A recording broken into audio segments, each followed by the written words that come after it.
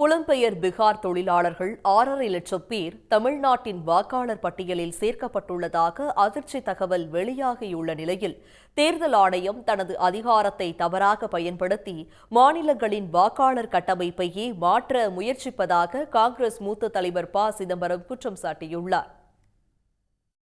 பீகார் வாக்காளர் பட்டியல் சிறப்பு திருத்தத்தில் 65 லட்சம் வாக்காளர்கள் நீக்கப்பட்டுள்ள நிலையில் நிரந்தரமாக குடிபெயர்ந்தவர்கள் என்ற அடிப்படையில் 6,50,000 வாக்காளர்கள் தமிழ்நாடு வாக்காளர் பட்டியலில் சேர்க்கப்பட்டுள்ளதாக தகவல் வெளியாகியுள்ளது.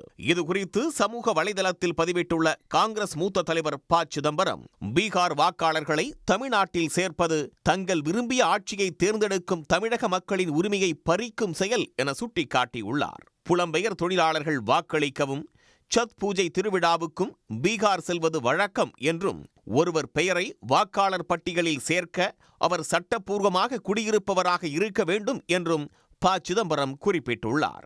பீகாரில் சொந்த வீடு வைத்துள்ளவர்களை தமிழ்நாட்டில் ஏன் சேர்க்க வேண்டும்? குடும்பத்தினர் பீகாரில் சொந்த வீட்டில் வசிக்கக்கூடிய நிலையில் ஒருவர் மட்டும் நிரந்தரமாக குடிபெயர்ந்து விட்டதாக எப்படி கருத முடியும் என்றும் ப. சிதம்பரம் அடுக்கடுக்கான கேள்விகளை எழுப்பியுள்ளார்.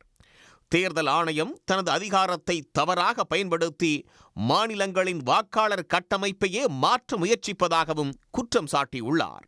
உடனுக்குடன் செய்திகளை தெரிந்து கொள்ள சன் நியூஸ் பெல் ஐகானை கிளிக் பண்ணுங்க.